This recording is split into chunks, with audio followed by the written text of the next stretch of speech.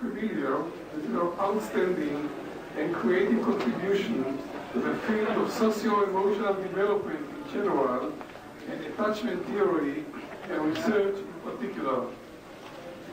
Her well-known Baltimore study is in fact, to my mind, the first cross-cultural study on attachment because a real first effort to classify infant parent attachment security organization was made more than 2 decades ago in her home study in Uganda. This is important to note, especially in an international meeting such as ISSBT. The International Society for the Study of Behavioral Development emphasizes, among other things, 2 major dimensions which are germane to developmental psychology: internationality and lifespan perspectives. Thus, in this regard, what could be more appropriate than having a conversation hour with a scholar who has inspired so much of the work and activity in these 2 important dimensions in developmental psychology. It is also a great pleasure to have here Drs. Inge Brotherton, Alan Stroud, and Klaus Grossman. All have contributed so much to issues which have universal implications in a lifespan context. I thank Klaus Grossman, who has agreed to join us after we were informed by Marinus van Eijendorn that he will not be able to be here today due to illness. I wish him all the very best for a fast recovery. I would like to read a brief statement that Marinus has made. My contribution to this conversation hour should be considered to honor Mary Ainsworth's brilliant work on attachment. Time and again her pioneering work with a strange situation proves to be central in the metaphorical and in the literal sense, especially my meta-analytic works shows this characteristic very clearly. My questions are focused on explanations and interpretations of some meta-analytic findings that seem to corroborate attachment theory so nicely. With this in mind, I would like to start with the first question raised by Marinus.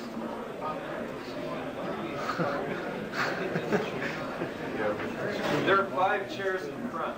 If 5 people wish to come up and find them. Here's one. I counted that one. Here's one over here. You sit over here, you might need to ask a question. Okay, the first question, Mary, by Marinus van Eijendorn. In a meta-analysis on cross-cultural patterns of attachment, as well as in a meta-analysis on attachment in clinical groups, your original studies appear to show a distribution that comes very close to the distribution based on all cross-cultural and on all Northern American samples. Your samples appear to be normative even after more than 15 years of attachment research. How would you explain this fact? It's quite serendipitous. That's almost all I have to say. Next question. I could say that the core of the sample to which Marinus refers as being very close to the average of all was the strange situation classification grew out of a very intensive, frequent kind of visiting program we had throughout the first year of the infants. And I do feel that what we're trying to sample in the strange situation is what is true of the child in other situations as well, especially in the home. And that's what it's predicting in a sense. Therefore, dare I say that I came closer to the truth, or closest to the truth an explanation of this serendipitous finding. But you can take that with a grain of salt.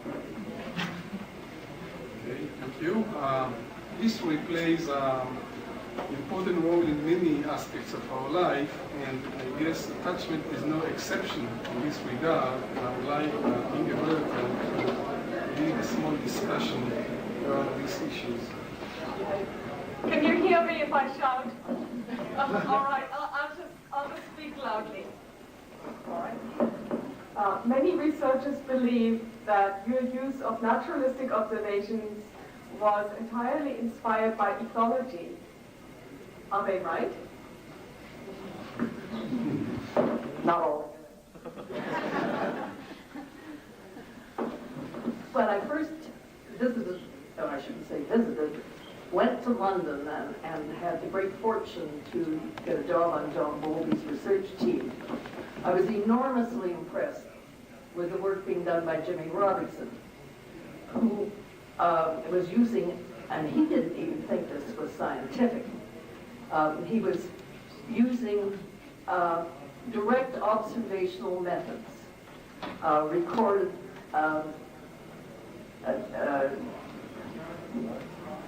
in a running account of the behavior of children with their parents before they were separated wherever possible, their responses during the separation, including their responses to the visits of the parents over time, and the responses not only at the time of reunion with their parents, but for a period after reunion. Now, this wasn't possible with all his cases, but I felt that the yield of this was enormously rich, and I determined that when I left what I was doing at that point, working on the Bowlby team, I was only hired for 2 years, turned out to be 3, that wherever I went, my first research study was going to be a longitudinal study, short-term longitudinal study of infants during the first year of life, using the kind of methods that Jimmy had used. Also, the reason I was interested in the first year of life was after separation studies and studies of maternally deprived children. If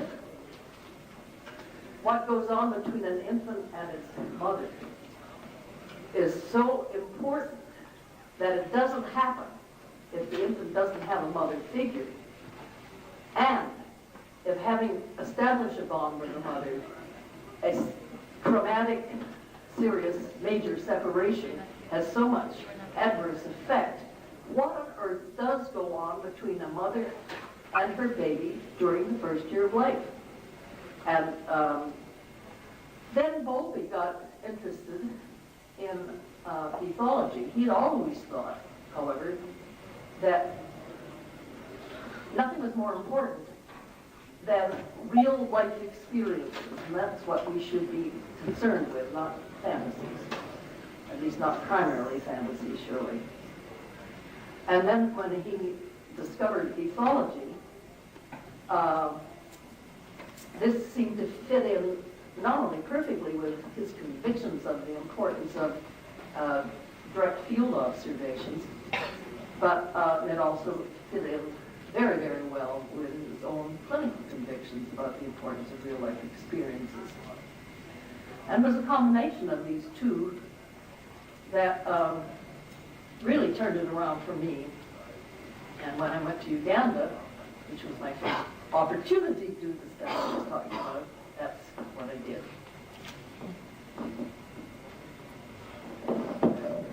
Could I ask a little follow-up question? Possibly talk a little bit about your observations in Uganda and how you did them. Well, in Uganda, first the big thing was to locate a sample, which I had to go through a whole hierarchy of chiefs to do, and then have a whole series of explain it to the chiefs, have a town meeting, explain it to the people at the town meeting, and then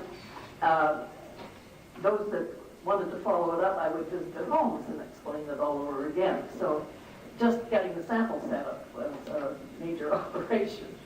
What I did was to visit each home for about 2 hours every 2 weeks. At the request of the mothers, I visited in the afternoon when they'd got their gardening work done. And this was the time for social occasions, and that I was limited by that. So I didn't see every phase of their life. I was accompanied by an interpreter, and although I had been studying Uganda in my academic way with exercises and exams and grammars and dictionaries, I did manage to learn enough to be polite, and that's about the size of it. And my interpreter did ask the questions that I wanted to ask, and in the meantime, I observed what everybody was doing. I made little notes, and then I would get the questions answered by the interpreter, and it was a combination of direct observation with notes and questions of the mother about her infant care practices and what she had to say about the development of the child as it went along. These were prepared in written accounts, very much like the ones that Jimmy Robertson wrote about his visits, and subsequently, of course, had to be subject to data reduction. And I don't want to go into that at this point. I think that's enough. Okay, my second question, a little more general. Often John Bowlby is regarded as the creator of attachment theory, while you are seen as the person who translated theory into research. However, I believe that you have made a number of very significant contributions to the theory in your own right. I'd like you to comment about those. Well, for a long time, I think I agreed with the people that thought of Bowlby as the theoretician and I was just the researcher. But over time, I began to realize that I indeed,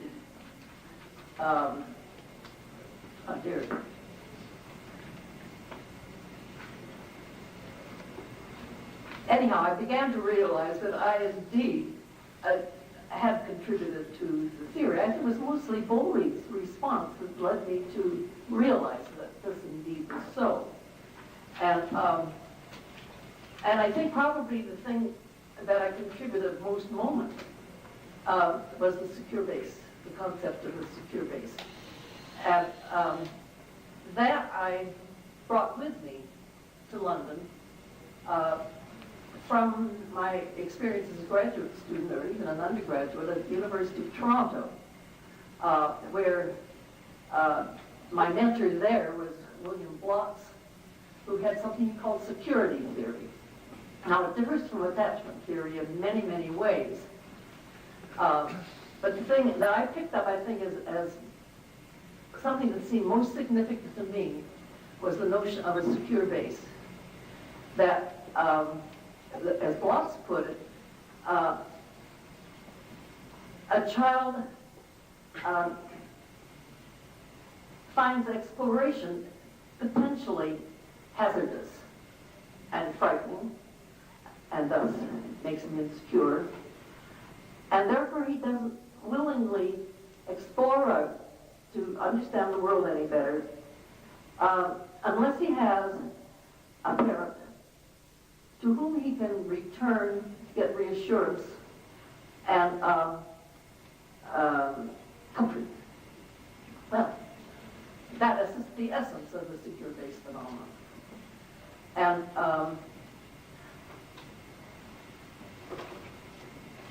this also in the course of my work with on my dissertation.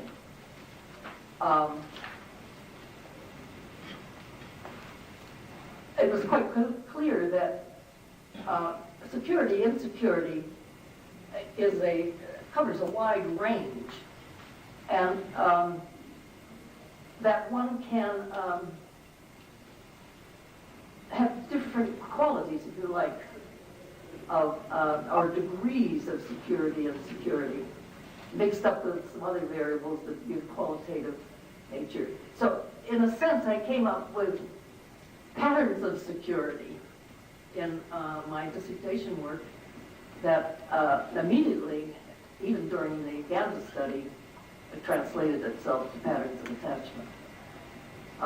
So I think those are the two major things that I contributed. But also, Colby and I worked pretty closely together over a large span of time and quite a considerable geographical distance. And he sent me all his writings in draft to comment on, and I absorbed them and commented on them. And I did likewise. So there was a lot of exchange back and forth.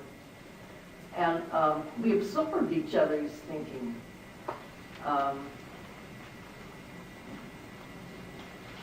It was often very interesting to me that when Bowlby wrote something new, what a delight it was to find I had been thinking along the same lines and more or less arriving at the same place. Not in everything, but in enough instances to make me feel very comfortable. One of the things that, in explaining attachment theory to other people, that I found myself a little baffled by was following Lorentz. Bowlby's initial statement of behavioral systems was that they got turned on and they got turned off.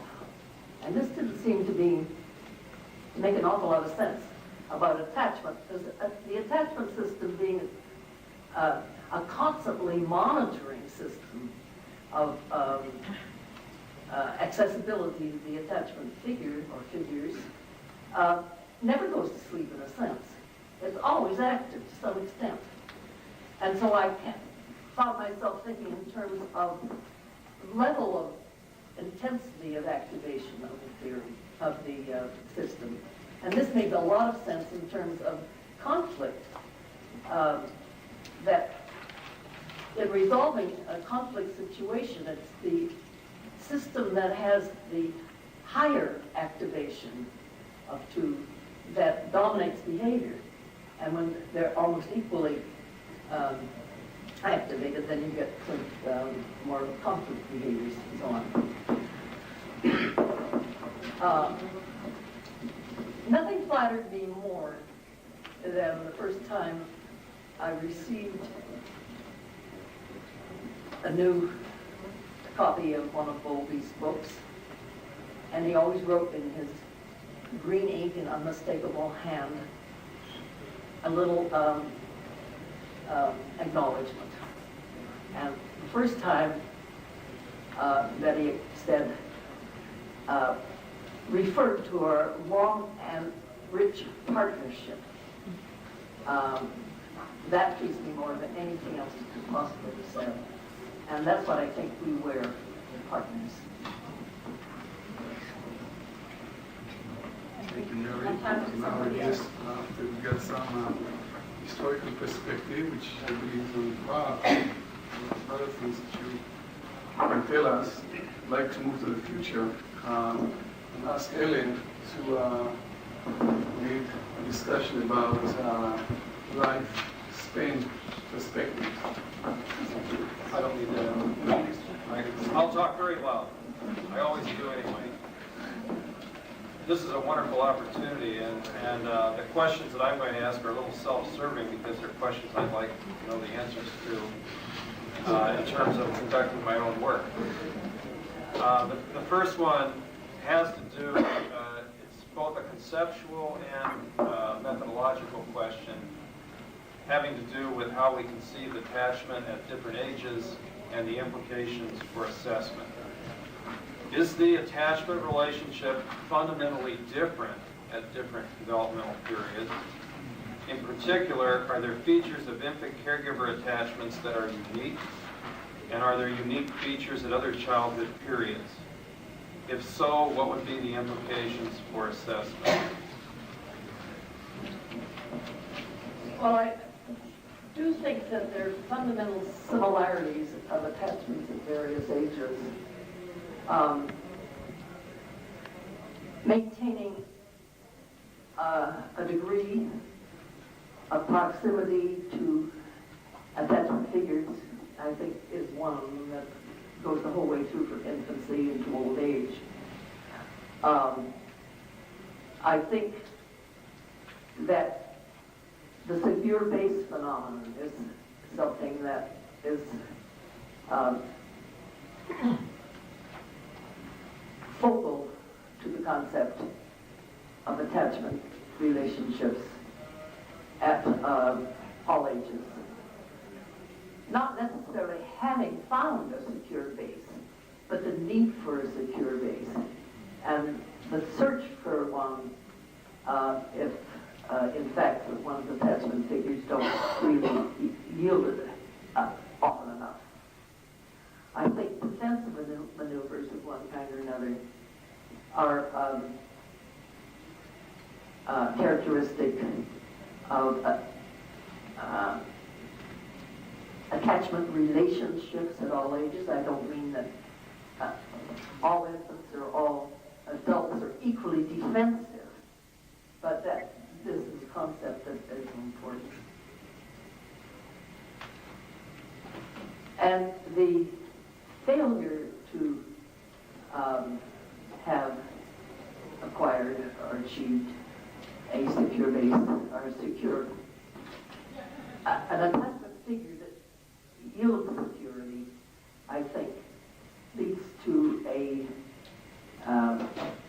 variety of outcomes that are not all that dissimilar at core across the lifespan. In infancy, perhaps the most important focus on development is becoming attached to one or a few caregiving figures. That is, if you like, what the unique aspect of attachment is in infancy, that it is this period where it is really the main job of the infant. In the 3 or 4 year age period, the focus shifts to, in attachment period at any rate, to the goal-corrected partnership. The establishment of, or the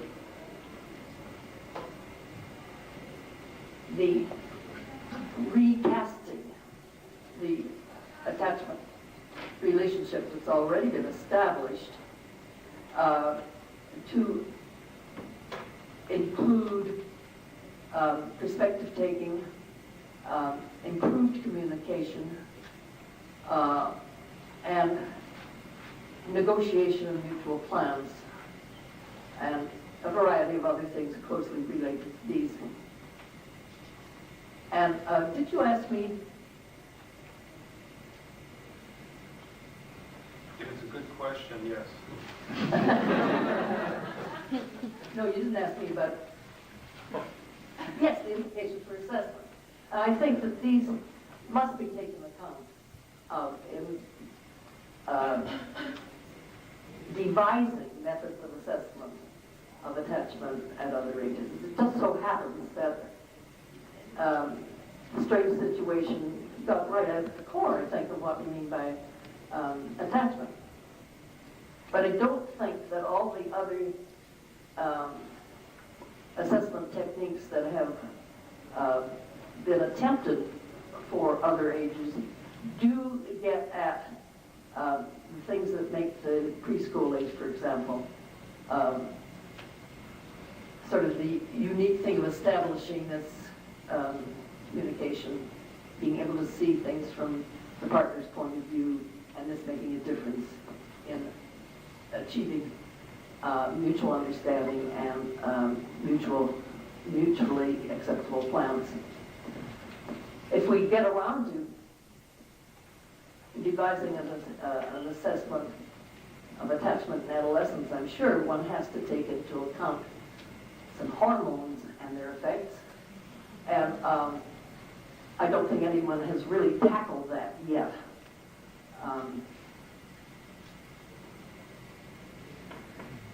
I think it's always important to view attachment in the context of other features of development. And I don't think we bothered enough about the other features of phases of development in devising attachment. I, at the moment, am concerned about aging with its loss of physical strength and capacities, including being able to remember easily, especially names, difficulties with health that limit autonomy. And I'm finding attachment figures are more important to me than they've been for a long, long time. And this is another example of what I mean. Some people have suggested that there is a phase in which autonomy is especially important. And I think the interaction of attachment and autonomy go the whole way through life, the balance between the two. And that's essentially what is involved in the secure base. So I don't think of there being any phase in which autonomy is all important or of no importance. That I think that's about as far as I foster. I get to ask one more at this point, is that right? This is one that's important to ask because attachment theory is often interpreted as implying a kind of critical period and early scarring. The question has to do with continuity and change. How do you conceive of continuity and change, especially in individuals with early anxious attachments? Can change happen? Can change be complete? And finally, what happens to earlier experiences following change?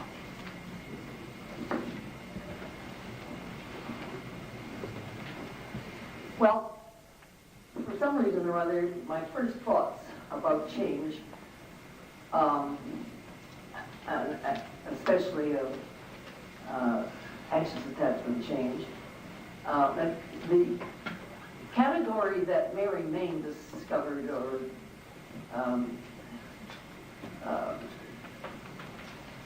featured, that may be new to some of you at any rate, is the category of the disorganized, disoriented infant. Now, it's quite clear from the follow-ups that she has done of children that can be so classified as infancy, that by age 6 they clearly have changed. She keeps calling them Ds because that's the way they started off. But they've changed so they're no longer disorganized. Nearly all of them have now achieved some sort of organization, although it is quite different than the organization that A, B, and C infants have. And I won't go into that. Well, one category is controlling, and there are various variations in that in terms of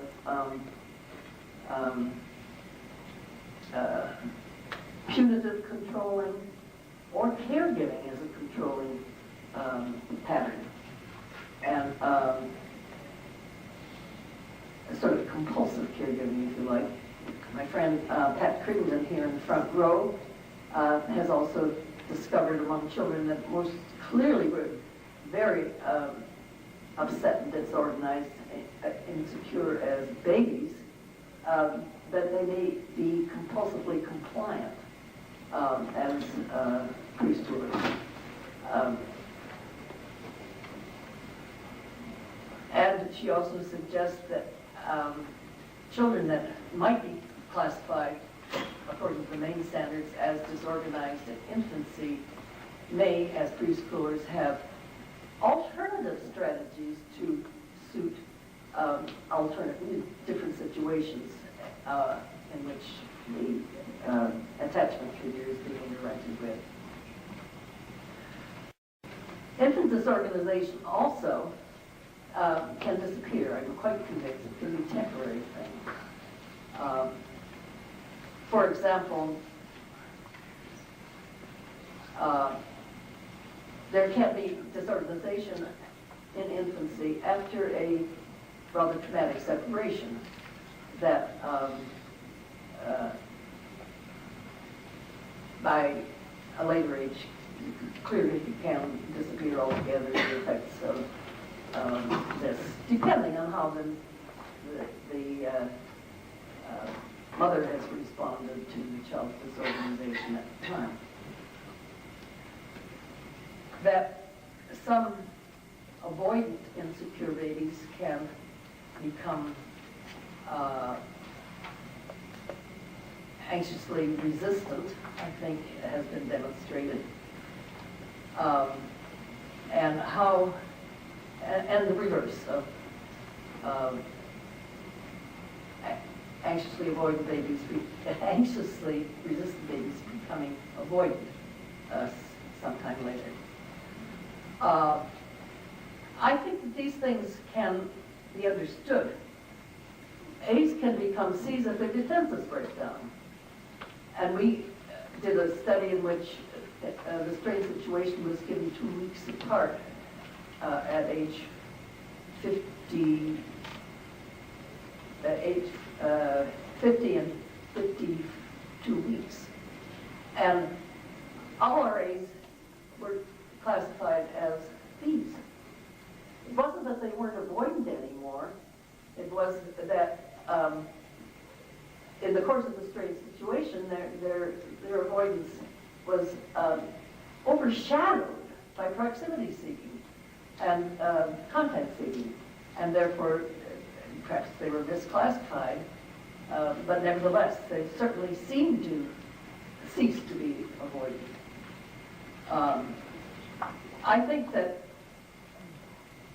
a B infant can become an A child if something breaks down between him and his mother in terms of the child receiving the contact that he wants, in terms of its closeness and its timing. And this, I'm quite sure, is behind the first construction of an avoidant defense. And it can come later. In short, I think that certain experiences predictably can lead to changes in pattern of attachment. And most of this, I think, can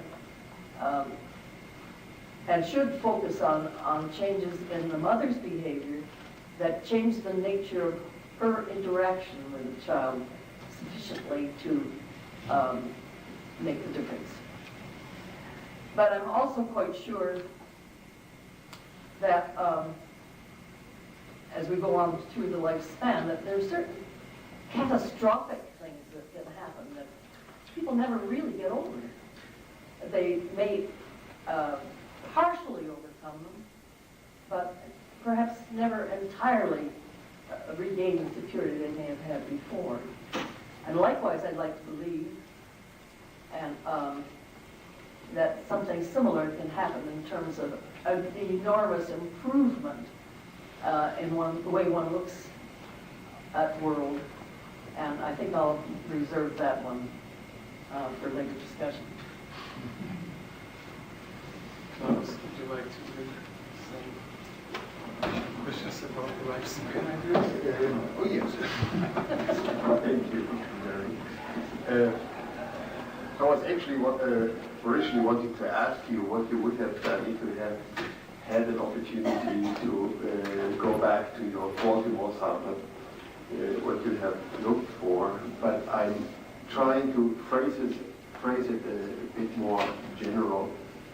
There has been quite some discussion, actually over the past, as I see it, over the past 15 or 20 years, whether the infants classified as A, avoidant, or C, ambivalently attached, anxiously attached, whether this should be considered or was to be considered by the attachment researchers as the origins of a pathological development. Or on the other hand, there were people who said, well, this is just another form of adaptation, maybe a cultural relative form, which was the response to our Bielefeld, namely avoidant children. Now, with the exception of Ellen, many of us are doing research where these children are actually functioning pretty normal within their everyday environment. So we always need a certain probe in order to tease out the differences between the A's and B's, and without these probes, they become less apparent and sometimes not apparent at all. But on the other hand, you have stated that B is the preferable class, and I would like you to comment on these differences.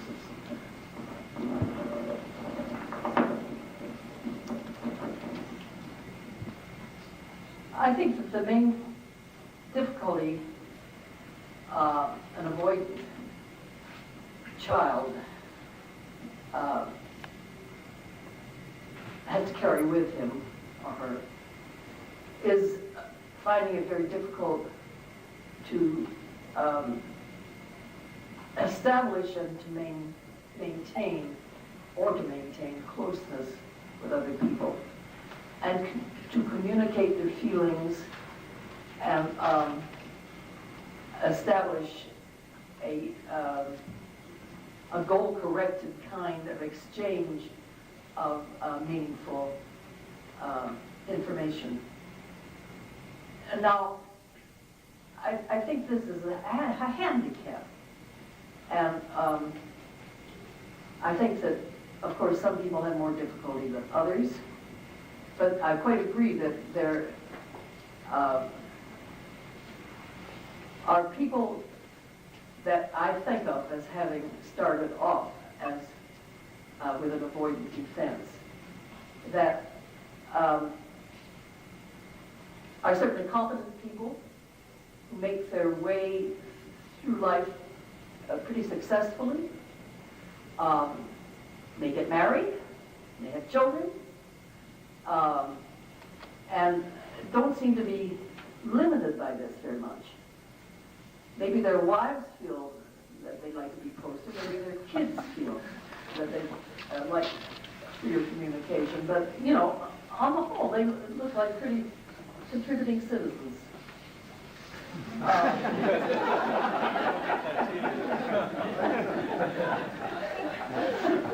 However, I think also these people are very vulnerable to a major loss or a very major disappointment.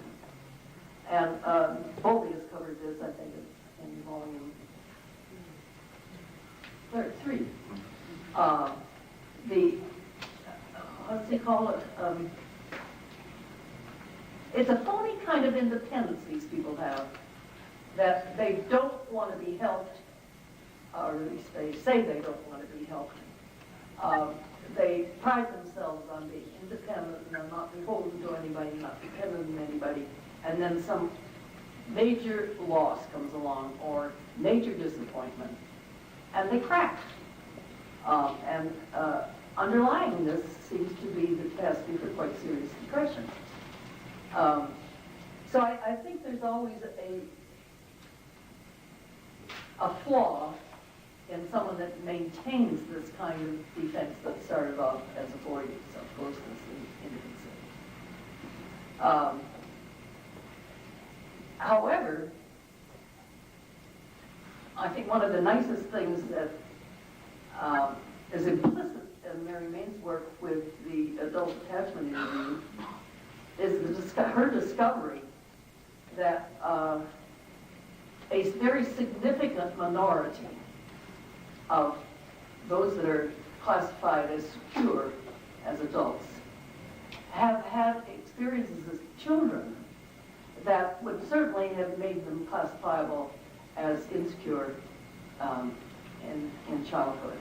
And somehow or other they have digested these experiences and come to term with them and seem to be quite secure in their views associated with attachment relationships in general.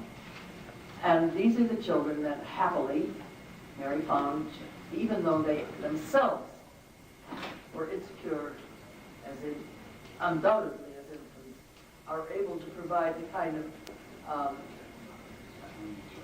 sensitive responsiveness to their own infants that they turn out to be secure. And how these changes take place, we don't know nearly enough about. I like to think some of them might take place through good therapy.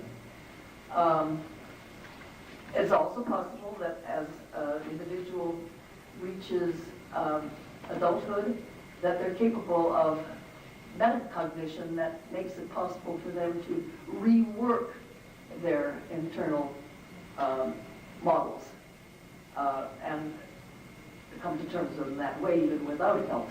And also, I'm sure that there are a good number of them that make this big shift is through having had, even in childhood, another attachment figure other than the parent that really gave the secure base, whether it be a relative or teacher or whatever, or more likely, eventually, they were fortunate in marrying a spouse that could communicate with them in a way that they previously found it very difficult to communicate. Thank you. I'd like Mary to raise another question of Magnus van Eigendorn. In a meta-analysis of 34 studies on clinical groups ranging from deaf children to depressed mothers, van Eigendorn and his co-workers found that only in case of maternal problems, but not child problems, the strain situation classification distributions differ markedly from normal samples. Only maternal problems, such as depression, appear to lead to an overrepresentation of anxious attachments, but not child problems, such as physical impairments. How would you explain this outcome? Well, I do think that any maternal problem that affects the mother in her ability to be sensitively responsive to her child's signals and communications is likely to make for anxiety.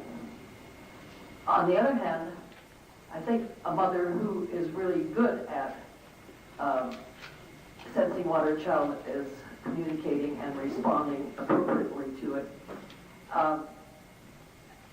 depending on the degree of disability and the degree of her dedication, I think that an enormous number of really serious problems can be overcome in infancy that otherwise would clearly have made for insecurity. And I think the first case that really convinced me of this was one reported by Louis Sander in a longitudinal study not unlike mine that didn't really get published because they didn't publish piecemeal the way I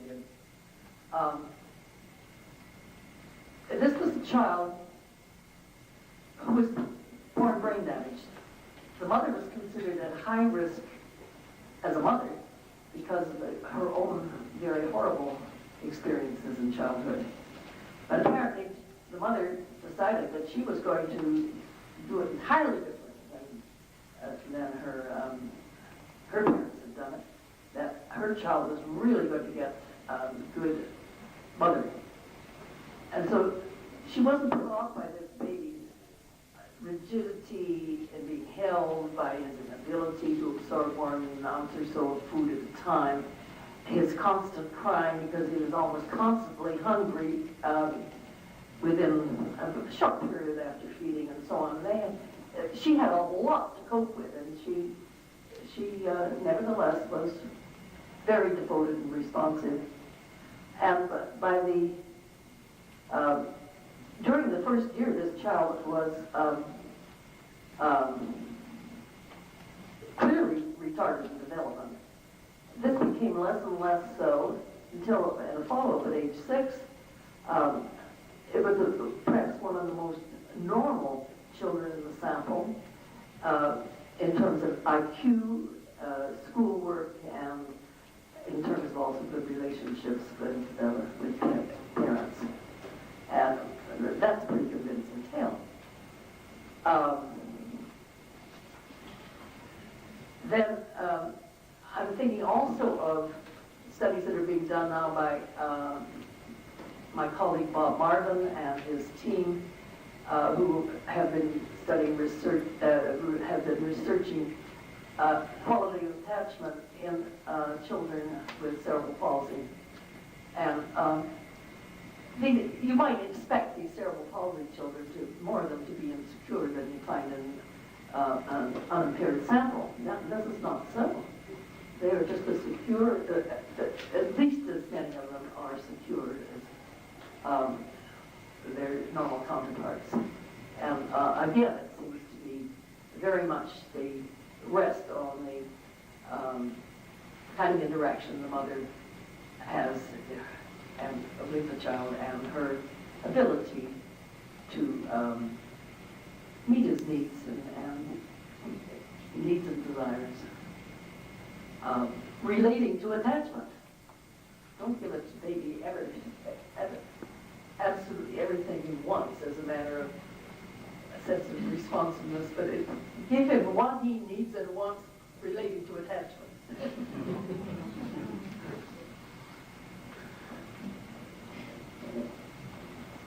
So Marina's isn't going to answer that.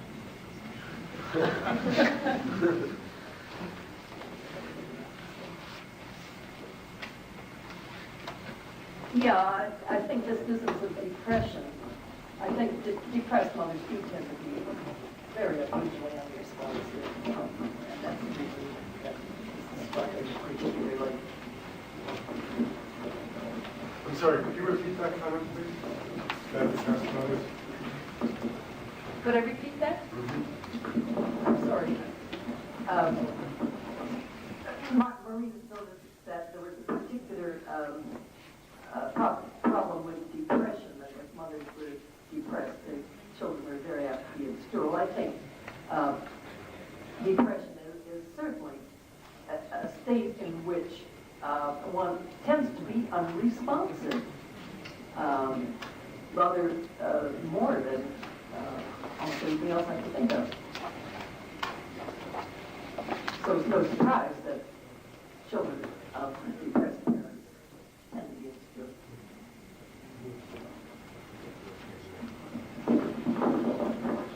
I would like to raise a final question, which has to do with potential trends for the future. Assume, Mary, that you are going to be the mentor of a new junior faculty in your department.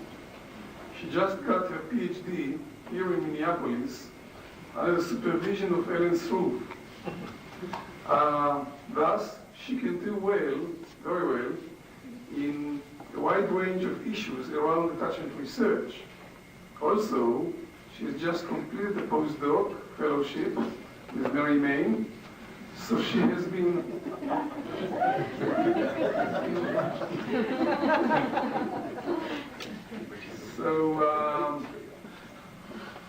she has been further introduced to issues of adult attachment.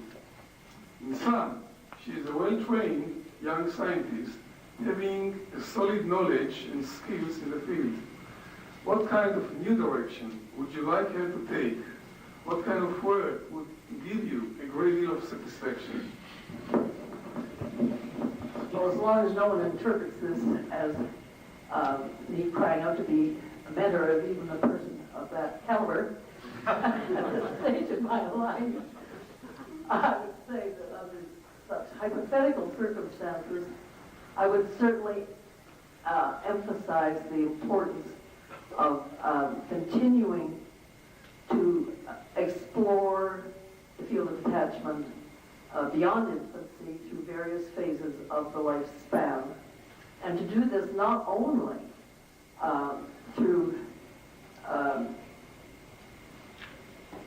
extrapolations from the strange situation, which is the way a lot of this has gone, but to try to find what are the unique things that affect attachment relationships, and I referred to this a little earlier, the unique changes, developmental changes that have taken place leading up to the particular period that you are intending to devote yourself to, and build up understanding of the processes that are going on at the time, and then maybe to try to devise an assessment that is appropriate to that particular age range.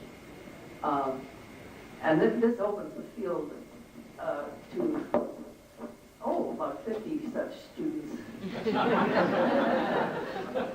That might begin at any point. And maybe old age, as I was saying, is a good time to start. Thank you. So with this happy note, we have to finish our conversation. Our time is over. Thank you all participants and audience.